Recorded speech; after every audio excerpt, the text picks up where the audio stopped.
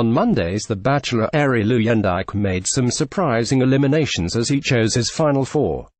He confessed he was falling in love, one contestant quit, and there wasn't a rose ceremony. Get the full recap below. As Gossip Cop reported, Arie eliminated Crystal during the Paris dates on last week's installment. He also decided to send home Jenna and Chelsea. That left 7 women heading into tonight's show, which took place in Tuscany. By the end of the 2 hours, a lot had changed in the build-up to the hometown dates. The episode began with the women meeting Chris Harrison in Pisa. The host revealed there wouldn't be a rose ceremony at the end of the week.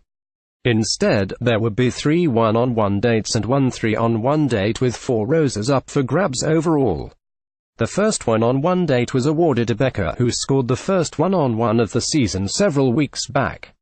We have missed that romantic connection since then, and we're kind of just stuck, Arie admitted to the camera. He drove them to Bekah, where they explored the village and shared a picnic.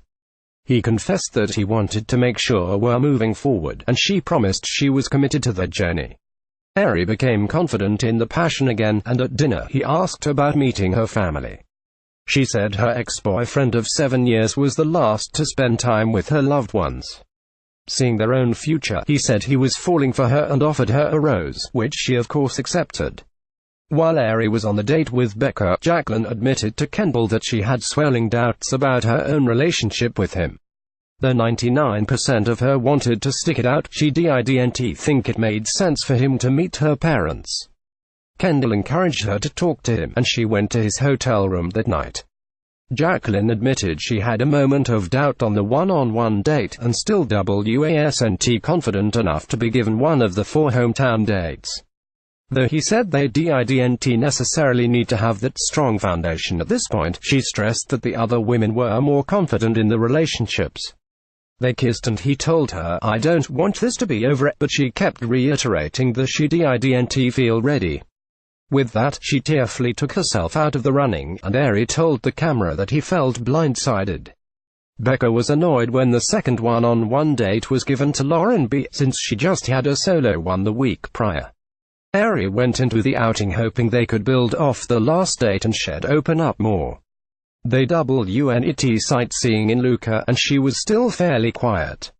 Arie told her was ready to meet her family and questioned whether she was, too. Lauren admitted she was freaked out to bring someone home a year after her broken engagement.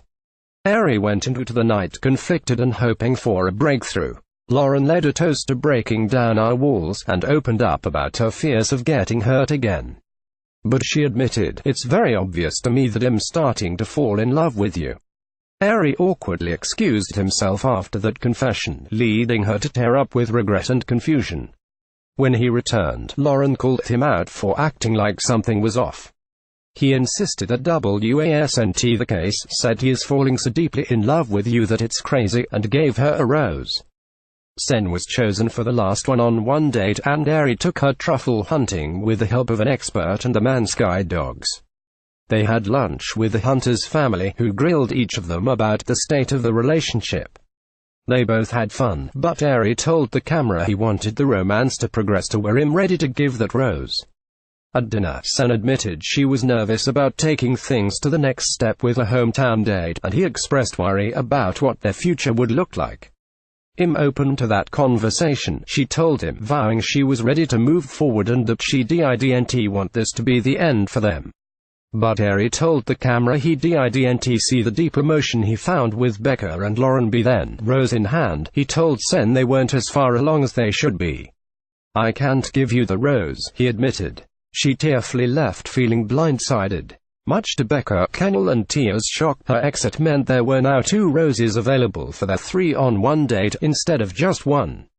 "My odds just went up," Bekah happily exclaimed, a reaction that didn't seem to sit well with the others. They were taken to a villa for the group date, and Arie pulled Kendall away first for alone time. He asked about her family, and she admitted they'd probably doubt the progression. But Arie was happy to hear she was open to moving to be with him. As they waited, Bekah told Tia that she did have a few doubts and was really longing to be in her own home. Tia told the camera that her fellow contestant had a lack of seriousness, and saw it as her duty to tell Arie her view of things. So, during the private time, she told him, "I feel like Bekah may be on a different page than the rest of us." Though Tia said it wasn't about age, she questioned whether the 22-year-old had a lack of experience. Arie told her not to harp that much on the topic. Putting the focus back on their own relationship, Tia said she had no doubts about her feelings and wanting him to meet her family.